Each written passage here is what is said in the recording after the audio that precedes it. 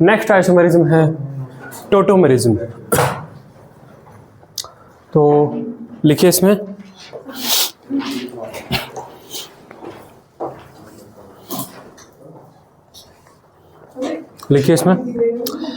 This type of isomerism is due to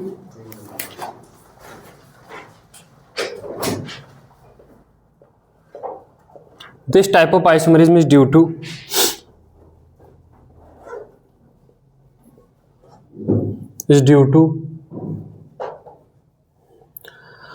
spontaneous interconversion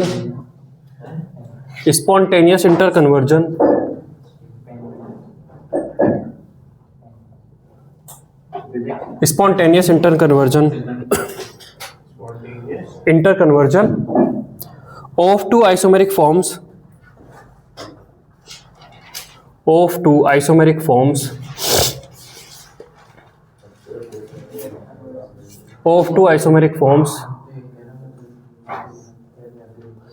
with different functional group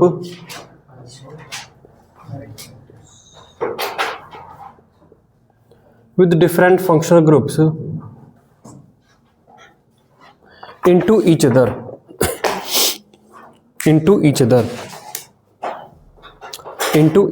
full stop. These two forms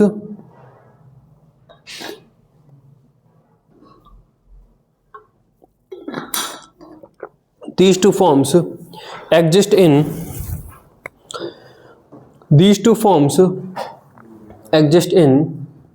dynamic equilibrium. These two forms exist in dynamic equilibrium.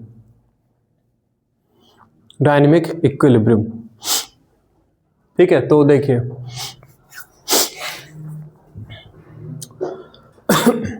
ये आपकी एक form है। अगर मैं देखूं तो ये CH3 C double bond और CH3 है ना। CH3 C डबल बॉन्ड और CH3 क्या है, एसीटोन है, और ये एक कीटोन है ना। मैकेनिज्म के थ्रू अभी आगे देखेंगे, आसान भाषा में हम इसे ऐसा बोल सकते हैं कि मैकेनिज्म के थ्रू ये जो H है ये आपका चला जाएगा इस O के पास, तो O बन जाएगा OH, और यहाँ पे जो डबल बॉन्ड है ये डबल बॉन्ड का ये पाई बॉन्ड आपका आ जाएगा यहाँ। तो आप यहाँ पे ये देखेंगे कि ये बन जाएगा CH2, यहाँ पर आ गया आपका डबल बॉन्ड C, और यहाँ पर बन गया ये OH, और ये बन गया आपका CH3। ठीक है, तो यहाँ पर अगर आप देखें तो ये कीटोन फॉर्म थी, और ये अब क्या बन गया है, ईन, और यहाँ पर ये है ये ओल। ये ईन है, डबल बॉन्ड है तो यहाँ पर ईन है, ये डबल बॉन्ड है तो यहाँ पे ईन है, और यहाँ पर ये OH है तो ओल है, ये ईन ओल में बन गया है। तो ये कीटो फॉर्म थी, ये कीटो फॉर्म है, और ये आपकी क्या है, इनोल फॉर्म है।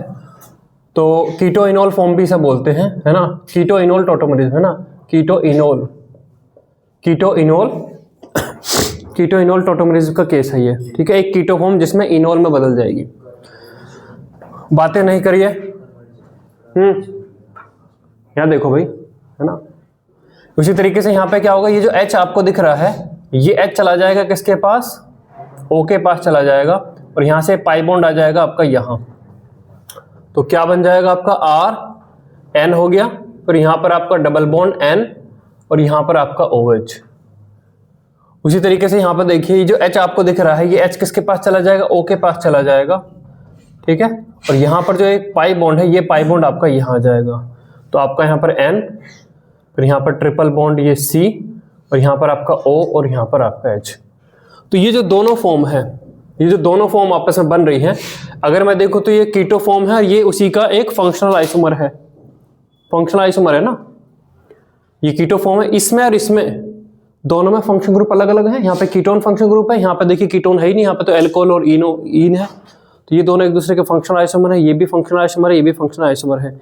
लेकिन ये फंक्शनल आइसोमर डायनेमिक नेचर में एग्जिस्ट करते हैं। केमिकल इक्विलिब्रियम में जैसे हमने पढ़ा है, एक फॉर्म दूसरी में कन्वर्ट होती रहती है, दूसरी वाली पहली में कन्वर्ट होती रहती है, और इसे बोला जाता है डायनेमिक इक्विलिब्रियम। तो ये एक तरीके के फंक्शनल आइसोमरिज्म ही है, लेकिन डायनेमिक पोजीशन में एग्जिस्ट करती है, और इसको बोला जाता है टोटोमेरिज्म। ठीक है, इसको लिखिए।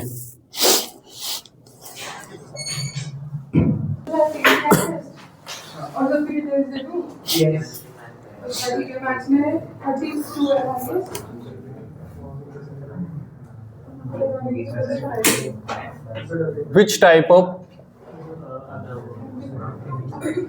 of compound will show tautomerism?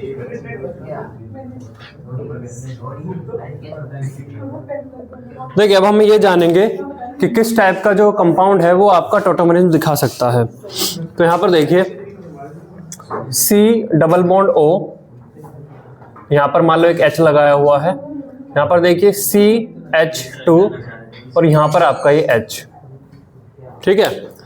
तो देखिए ये जो C डबल बॉन्ड O है, इन तीनों में अगर आप देखो तो यहाँ पर C डबल बॉन्ड O है।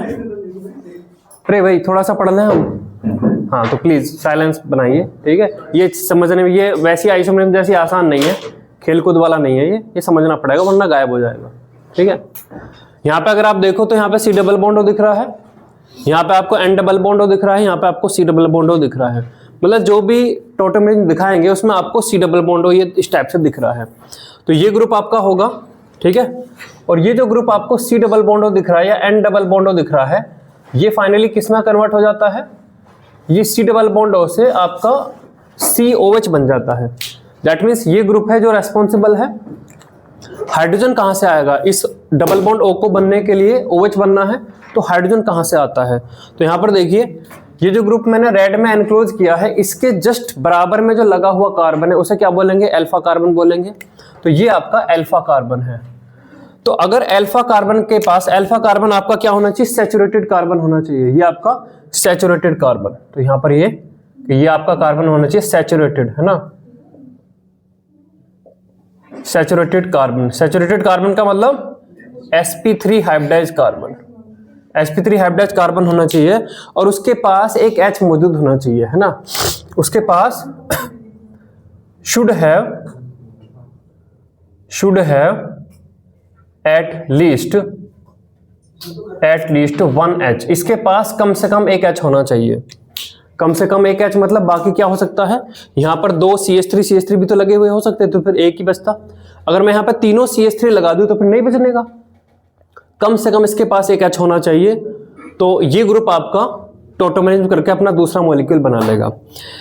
या देखिए कुछ जगह पर ऐसा भी हो सकता है, C डबल बॉन्ड O, यहाँ पर आपका H है, यहाँ पर आपका सिंगल बॉन्ड, यहाँ पर आपका CH, फिर डबल बॉन्ड, फिर आपका CH और फिर आपका यहाँ पर ये CH2 और ये आपका H। अब यहाँ पर देखिए, यहाँ पर अगेन ये हमारा ग्रुप है, ये हमारा ग्रुप है जिससे आपका C डबल बॉन्ड O से क्या बनेगा, आपका ये OH बन जाएगा। अब इसके अगर अल्फा कार्बन पे मैं चलता हूं तो अल्फा कार्बन तो आपका सैचुरेटेड नहीं है, तो अल्फा कार्बन आपका सैचुरेटेड नहीं है, तो यहां से डायरेक्ट H नहीं निकल सकता, बीटा कार्बन से नहीं निकलेगा, फिर जाएगा ये गामा कार्बन पे, फिर गामा से निकल सकता है।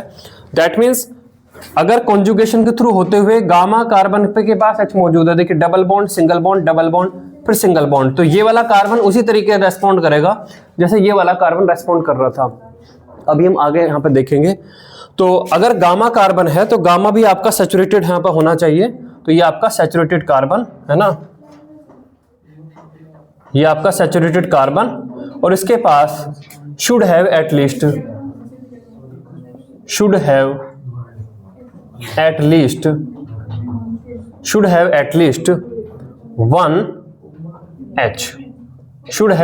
1 H।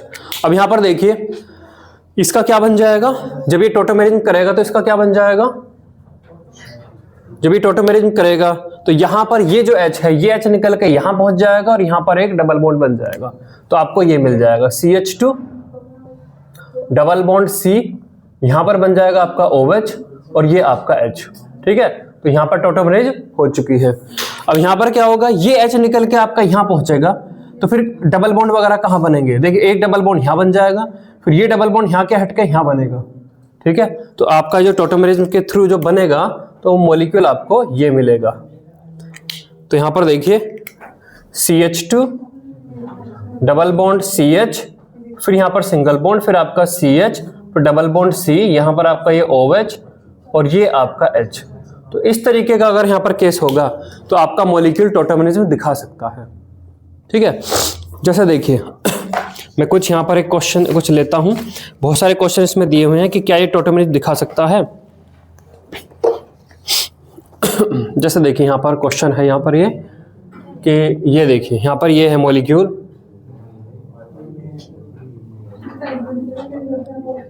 ये दिया हुआ आपको, ये यहाँ पर आपका ये CH3 लगा हुआ है और यहाँ पर आपका ये, यहाँ पर आपका डबल बॉन्ड है, यहाँ पर डबल बॉन्ड है और यहाँ पर आपका ये CH3 लगा हुआ है। तो आपसे पूछेगा कि क्या ये मॉलिक्यूल है ये टोटेमरेज में दिखा सकता है। टोटेमरेज अगर यहाँ पर देखना है तो यहाँ पर ये जो C डबल बॉन्ड O है, अगर हम इसके अल्फा कार्बन पर चले, यहाँ चलें या यहाँ चलें, तो यहाँ तो H है ही नहीं। यहाँ पर अगर चलते हैं तो यहाँ पर H है लेकिन ये कार्बन सैचुरेटेड नहीं है, तो ये आपका अल्फा कार्बन है, अल्फा कार्बन सैचुरेटेड नहीं है तो यहाँ से नहीं निकलेगा। उसके बाद हम कहाँ चलेंगे, बीटा कार्बन पर, यहाँ से भी नहीं निकलेगा फिर या तो अल्फा से या फिर गामा से। अब हम चलते हैं गामा कार्बन पर, तो क्या गामा कार्बन के पास H मौजूद है? मौजूद है, क्योंकि एक CH3 है तो फिर बची हुई वैलेंसी आपकी H से सेटिस्फाई हो रही होगी।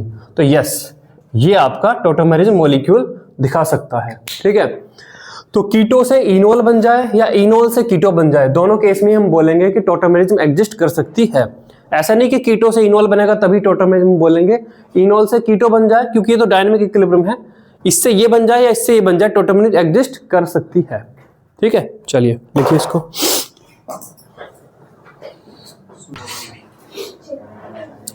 चलिए मैकेनिज्म देखते हैं। तो ऑर्गेनिक केमिस्ट्री में सबसे पहली बार आप मैकेनिज्म देख रहे हो, तो देखिए अब यहाँ पर कैसे होता है। यहाँ पर देखिए आपके पास ये मॉलिक्यूल है CH3, तो CH3 को मैं यहाँ पर CH2, पहले अभी ऐसे ही रहने देते हैं, C, यहाँ पर डबल बॉन्ड O और यहाँ पर H, ये आपके पास मॉलिक्यूल है। यहाँ पर ऑक्सीजन के पास ये लोन पेयर है। तो यहाँ पर देखिए ये एसिड कैटलाइज है, तो यहाँ पर H+ यहाँ पर है। अब H+ क्या करेगा, H+ इस मॉलिक्यूल में जो आपको ऑक्सीजन के पास लोन पेयर दिख रहे हैं, तो H+ इस ऑक्सीजन के लोन पेयर को जाकर प्रोटोनेट करेगा, तो ये आप यहाँ पे दिखाएंगे। हालांकि देखिए एज ए लैंग्वेज में क्या बोला गया है कि प्रोटॉन जाके ऑक्सीजन पे प्रोटोनेशन करेगा, मतलब लैंग्वेज से हमें लग रहा है कि प्रोटॉन जाएगा और उस पर जाके लगेगा। हाँ, एक्चुअली में ये इसी तरीके से होगा, लेकिन एरो क्या दिखाई गई है, एरो दिखाई गई है ऑक्सीजन से इसकी तरफ, क्योंकि एरो हमेशा इलेक्ट्रॉन रिच से इलेक्ट्रॉन डिफिशिएंट की साइड में दिखाई जाती है। एरो स्पेसी के मूवमेंट को नहीं दिखाती, इस पे एरो हमेशा इलेक्ट्रॉन के मूवमेंट को दिखाती है। ठीक है, तो ये यहाँ पर प्रोटोनेशन करेगा। इस CH3 को मैं ऐसे करके दिखा लेता हूँ, CH2, इसको मैं H को ऐसे करके बना देता हूँ। यहाँ पर देखिए C, यहाँ पर डबल बॉन्ड O और यहाँ पर H, क्योंकि इसके साथ बॉन्ड बनाने के लिए दोनों इलेक्ट्रॉन ऑक्सीजन नहीं दिए हैं, ऑक्सीजन नहीं दिए हैं, तो इस पे क्या आ जाएगा, प्लस चार्ज आ जाएगा और ये आपका H। ठीक है, अब ये रिएक्शन क्योंकि एसिड कैटलाइज है, तो अगर पहले स्टेप में H+ यूज हुआ है तो लास्ट स्टेप में फिर निकलना भी चाहिए, तभी तो एसिड कैटलाइज बोली जाएगी, क्योंकि एसिड जो भी कैटलिस्ट होता है वो रिएक्शन में कंज्यूम नहीं होता है ना। अगर पहले स्टेप में कंज्यूम हुआ है तो रीजनरेट होना चाहिए। अब यहाँ पर क्या होगा, देखिए ये जो H है, यहाँ पर जो लगा हुआ H है, ये अपने आप को H+ यहाँ से निकाल लेगा, मतलब बॉन्ड आपका इसकी तरफ जाएगा। जब ये इसकी तरफ जाएगा तो कार्बन पे माइनस आएगा, ये बॉन्ड फिर आपका ऐसे आ जाएगा, यहाँ पर इस कार्बन पे प्लस आ जाएगा, तो अब यहाँ पर क्या बन जाएगा, यहाँ पर डबल बॉन्ड बन जाएगा, तो माइनस के H+, प्रोटॉन वापस से रीजनरेट हो गया। यहाँ पे आपका CH2 डबल बॉन्ड C, ये बन गया आपका OH और यहाँ पर आपका ये H। ठीक है, तो इस तरीके से आपका ये एक कीटो फॉर्म से आपका ये इनोल फॉर्म में बदल गया। ये रिएक्शन बेस कैटलाइज भी हो सकती है, तो देखिए यहाँ पर CH2, इस H को मैं इधर बना लेता हूँ, यहाँ पर आपका O डबल बॉन्ड ये ऑक्सीजन। ठीक है, यहाँ पर आपका H। अब यहाँ पर बेस कैटलाइज है तो पहले एक बेस आएगा, तो यहाँ पर बेस क्या है, बेस आपका मान लो यहाँ पर OH- आएगा। तो बेस का धर्म क्या है, बेस का धर्म है कहीं से भी प्रोटॉन निकालना। तो ये क्या करेगा, ये जो बेस है ये यहाँ से प्रोटॉन निकालेगा, H को H+ निकालेगा। अगर H निकलेगा तो इस कार्बन पे माइनस आ जाएगा, तो यहाँ पर देखिए CH2 ये माइनस आ जाएगा, C डबल बॉन्ड O और यहाँ पर आपका H। ठीक है, अब यहां पर देखिए OH माइनस, देखिए बेस का OH माइनस ने H प्लस के साथ ये जुड़ गया तो एक H2O बन गया होगा, है ना, ये और ये जुड़ के आपका H2O बन गए होंगे। तो अगर OH माइनस आपका कंज्यूम हो गया तो वापस से रीजनरेट होना चाहिए, तभी तो बेस कैटलाइज होगा। तो अब यहाँ पर देखिए HOH जो यहाँ पर सॉल्वेंट पड़ा होगा, मान लो पानी है, तो अब ये बॉन्ड आपका इधर आता है, लोन पे इधर आएगा और ये आपका इधर जाएगा। जब ये इधर जाएगा तो ऑक्सीजन पे O माइनस बनेगा, O माइनस यहाँ से इसको H को H प्लस यहाँ से निकाल लेगा और यहाँ से OH माइनस, यहाँ से OH माइनस आपका रीजनरेट हो जाएगा और फाइनली आपको मिलेगा ये CH2 डबल बॉन्ड C, यहाँ पर आपका ये OH और ये आपका H। इस तरीके से ये आपका चलता है ना, और इस तरीके से कीटो से इनोल फॉर्म आपकी बन जाती है। कीटो से इनोल फॉर्म आपकी ये बन गई, ठीक है। उसी तरीके से अगर इस मॉलिक्यूल में देखें, इस मॉलिक्यूल में अगर आप ध्यान से देखो तो मान लो बेस कैटलाइज वाली देखें तो यहाँ से H निकला होगा, यहाँ पे माइनस बना होगा। अब ये माइनस, ये बॉन्ड इधर जाएगा, फिर ये बॉन्ड इधर जाएगा और फाइनली ये इधर जाकर यहाँ पे प्रोटॉन ले लेगा, तो डबल बॉन्ड यहाँ और फिर यहाँ बन जाता है। तो इस तरीके से कॉन्जुगेशन के थ्रू आपको ये मिल जाता है, ठीक है। इसको लिखिए,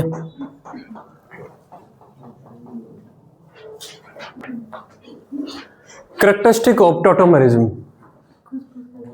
कैरेक्टरिस्टिक ऑफ टॉटोमेरिज्म, है ना। तो टॉटोमेरिज्म से रिलेटेड कुछ क्वेश्चन पूछ सकता है वो थ्योरेटिकल।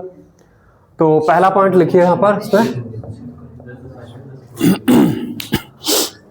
जो ये टोटोमर होते हैं, जैसे कि यहाँ पर ये और ये दोनों आपस में क्या हैं, फंक्शनल आइसोमर हैं। एक कीटो है तो एक इनोल है ना, दोनों में फंक्शन ग्रुप अलग अलग हैं। तो पहला लिखिए टोटोमर्स, जो ये दोनों होते हैं ना आपस में बोलते हैं टोटोमर्स, है ना, आइसोमर हैं। तो आइसोमर में भी इनका नाम जैसे मेटामर्स थे ऐसे ये टोटोमर्स है। Tautomers are functional isomer of each other, tautomers are functional isomer of each other, of each other. Tautomers are functional isomers of each other. जैसे ये दोनों कंपाउंड टोटोमर्स हैं और ये फंक्शनल आइसोमर्स भी हैं। हाँ, लेकिन इनमें मतलब कि इनमें अगर क्वेश्चन पूछा जाए ये दोनों आइसोमर क्या हैं, अगर ये दोनों अलग अलग एग्जिस्ट कर रहे हैं सेपरेट तो ये फंक्शनल आइसोमर है। लेकिन अगर ये डायनेमिक इक्विलिब्रियम में एग्जिस्ट कर रहे हैं तब इन्हें फंक्शनल आइसोमर नहीं बने, तब इन्हें टोटोमर्स बोलेंगे।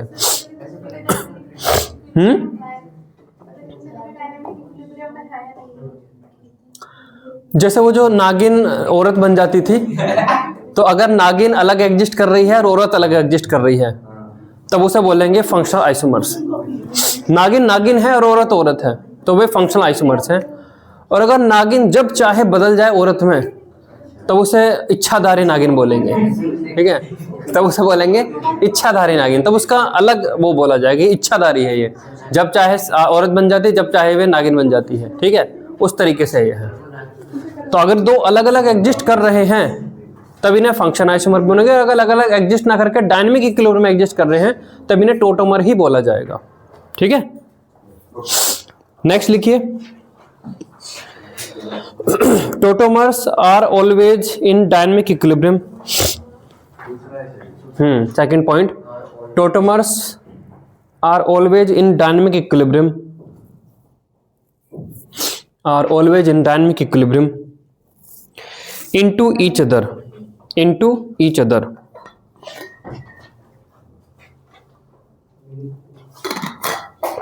into each other। और थर्ड लिखिए, थर्ड लिखिए, it is a chemical phenomena, it is a chemical phenomena which takes place, it is a chemical phenomena which takes place only in liquid, only in liquid and gaseous state, only in liquid and gaseous state, full stop। It never takes place in solid state, it never takes place in solid state, ठीक है। तो tautomerism में अभी काफ़ी है, उससे पहले हम लेते हैं क्वेश्चन करने वाला ब्रेक। तो चलिए क्वेश्चन करिए। जादू अभी नहीं।